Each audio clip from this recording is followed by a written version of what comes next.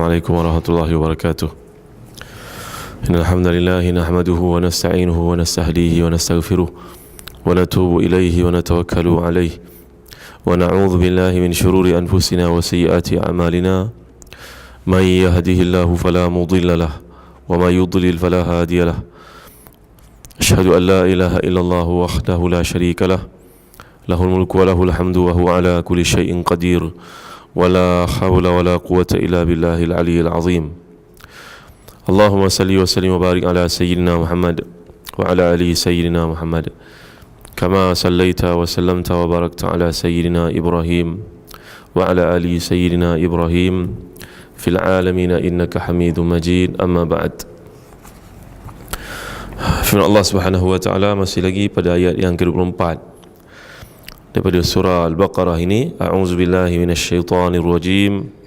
Fa in lam taf'alu wa lan taf'alu fattaqun nar allati waquduha an-nas wal hijarah u'iddat lil kafirin. Kalau kamu tidak mampu dan kamu tidak akan mampu sekali-kali, maka takutlah kamu akan neraka yang bahan bakarannya merupakan manusia dan juga batu-batu, dan telah pun disediakan untuk orang yang kafir. Ayat ini menceritakan tentang amaran Allah Subhanahu wa taala kepada golongan musyrikun, golongan kafirun, golongan munafiqun sekaligus, yang mana mereka ni berpura-pura menyatakan Islam tapi hakikatnya batinnya mereka adalah kafir, dan mereka menentang Nabi sallallahu alaihi wasallam. Jadi mereka mengatakan bahawa apa yang dibawa oleh Muhammad sallallahu alaihi wasallam ini adalah yang direka cipta oleh baginda. Jadi Allah SWT mencabar pada ayat lalu kalaulah mereka mampu untuk mendatangkan sesuatu yang serupa dengan Quran. Tak usah nak mengatakan keseluruhan Quran lah, satu surah. Tak boleh satu surah, satu ayat.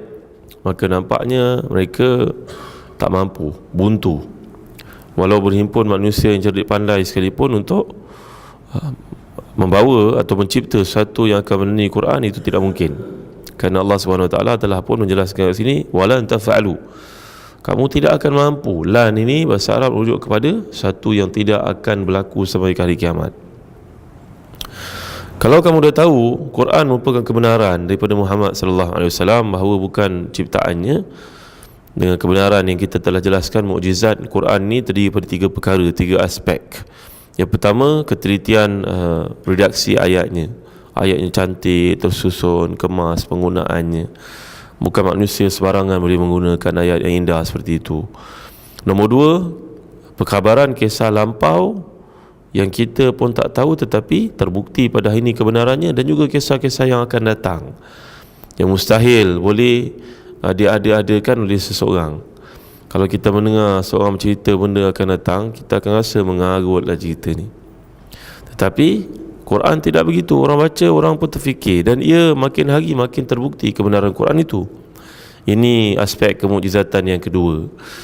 Manakala yang ketiga, kemukjizatan Quran ni mukjizat yang menandakan ia benar-benar daripada Allah SWT, dan ia anugerah Allah kepada seorang Nabi seperti Nabi Muhammad SAW dalam kes ini, kerana pembawakan bahan-bahan ilmiah dalamnya, yang saintis ke, geografi ke, hari ini melihat ia satu kebenaran, sedangkan telah pun dibawakan oleh Allah lebih 1400 tahun yang lalu.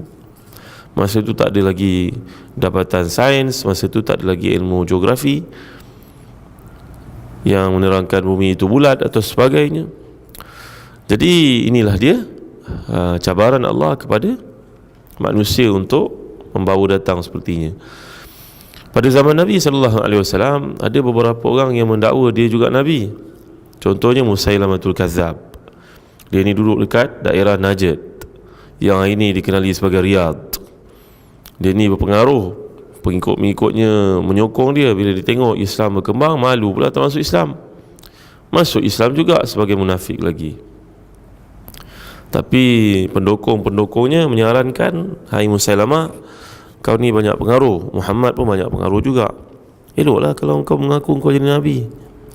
Maka dia pun mengutuskan surat kepada Nabi SAW. Bunyi suratnya, wahai Muhammad, sungguhnya engkau Nabi, aku pun Nabi. Bumi ini dibahagi Allah kepada dua, engkau ambil utara, aku ambil selatan. Musailamah hantar surat kepada Nabi. Nabi melihat penghantaran surat itu melalui 2 orang utusan. Nabi tanya mereka, bagaimana pandangan kamu terhadap isi surat ini? Kamu utusan Musailamah kan? Ya. Mereka jawab serentak, kami beriman dengan Musailamah.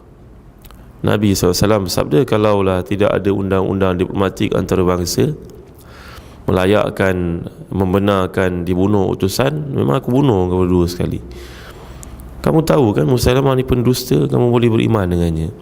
Kadang-kadang berlaku begitu. Dia tahu benda itu tak betul, tapi dia ikut juga. Kerana bagi dia satu kebanggaan mengikut benda yang sesat. Ada benda ini, buat seperti ini, tuan-tuan dimuliakan Allah sekalian. Jadi balik kepada Musailamah ini, Nabi SAW akhirnya telah mengutuskan para sahabat, dan akhirnya dibunuh dengan keji sekali dan hina sekali Musailamah ini oleh Wahsy. Wahsy ini yang pernah membunuh paman atau bapa saudara kepada Nabi SAW, namanya Hamzah bin Abdul Muttalib. Beliau berkata, aku telah membunuh dengan pedang ini seorang lelaki yang dikasihi oleh Rasulullah masa aku kafir, iaitu Hamzah, dan dengannya juga aku menggunakannya untuk membunuh orang yang paling dibenci oleh Rasulullah, iaitu selepas dia masuk Islam. Dia terlibat membunuh Musailamah.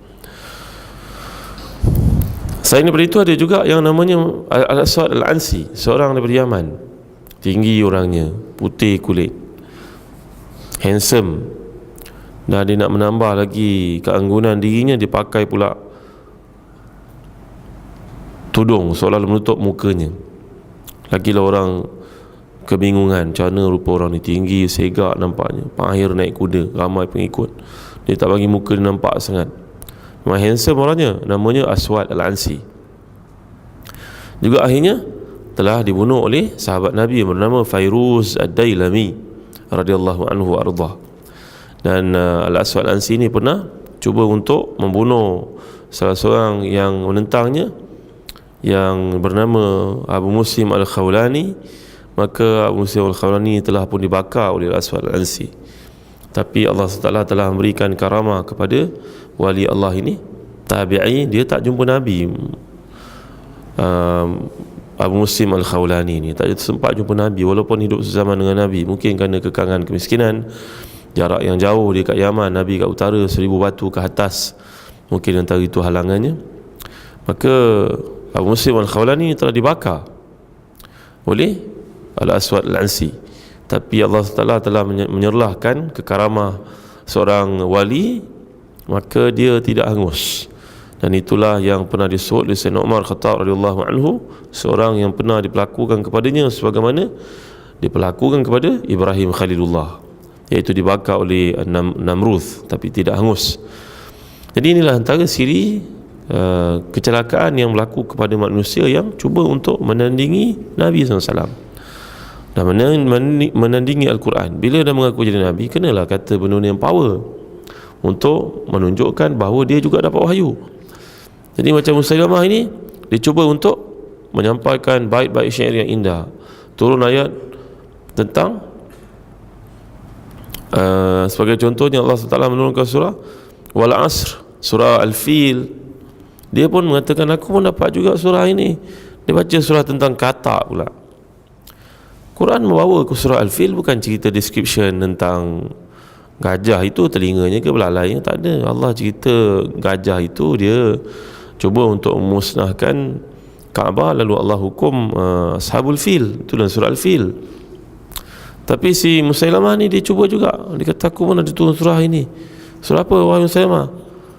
Kata surah namanya surah Al-Wabr. Wabr ni maknanya Mirkat Manor. Tuan tahu Mirkat Manor apa benda ni? Kucing, macam kucing duduk dekat padang pasir ni.